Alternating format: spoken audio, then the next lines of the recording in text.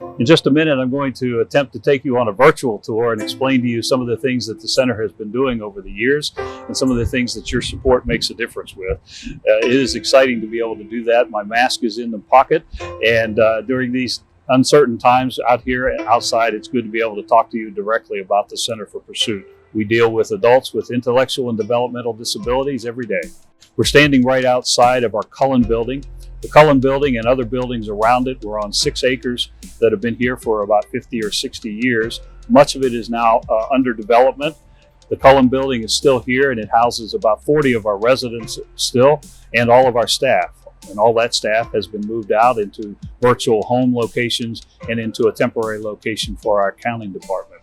Around the city of Houston, we have multiple sites, homes and apartments that have residents within.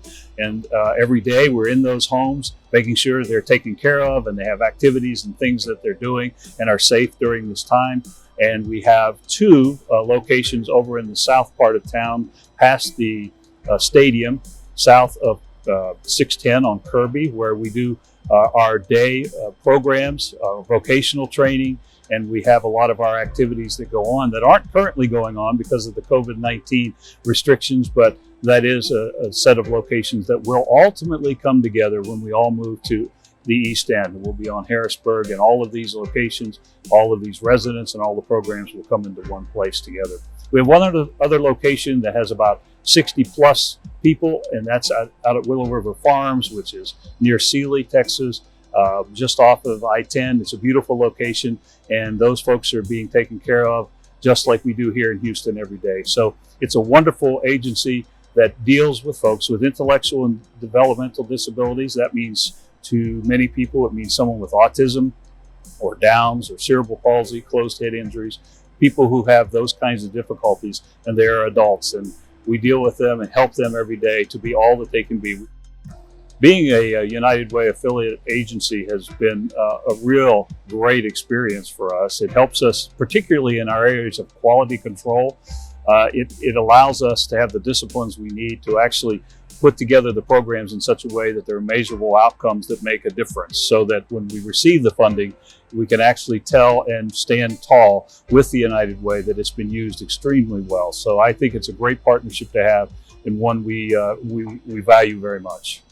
When the Greater Houston COVID-19 Recovery Fund became available to us, and we became aware of it through the United Way, we decided it was very important with our population that was coming into a time that we had no idea how long it was going to be or the overall impact, coming into a time where their finances and their families' finances would be extremely difficult to determine and to help maintain their lifestyle. So it was a great opportunity for us to ask for help and get it directly to our clients who needed it so desperately. Yeah, a little bit later, you'll talk to one of our clients named Dale. Dale's a favorite of ours, and many of you who have visited the Center for Pursuit over the years have seen Dale at the reception desk. And he was a direct recipient of the funding, and it made all the difference in the world. He told me almost immediately how important it was and how happy he was about that. So I'm glad that you're going to have an opportunity to hear from Dale today as well. COVID has affected my life, and kind of in a big way, actually.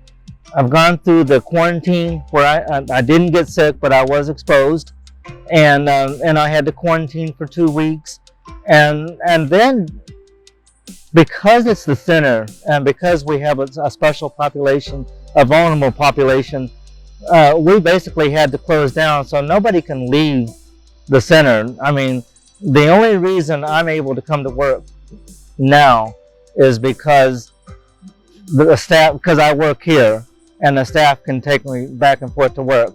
And so COVID has changed my life in a way that, you know, I can't go out independently, because there's a lot of people that they're not working. And of course, everybody, you know, they're afraid for their work. We all are. We're afraid of, you know, how we're going to make rent.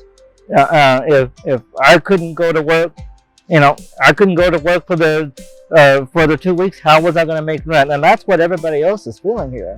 Thanks to the COVID fund, I was able to get the rental assistance, so I didn't have to worry about where the money was going to come from during the time of need.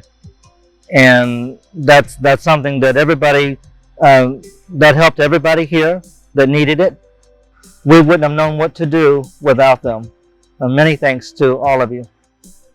It is a difficult time for folks with IDD, and there is a particular difficulty in the federal government supported programs in the state of Texas, where there's about a 15-year waiting list for people to be able to get in and get their services and get support from the state. So it is a difficult time. It is one that we ought to be proud, if you're watching this, to support through the United Way, and we're excited to be able to bring you our story. Thank you for joining us on our tour today. Your support makes what we do happen. Thank you.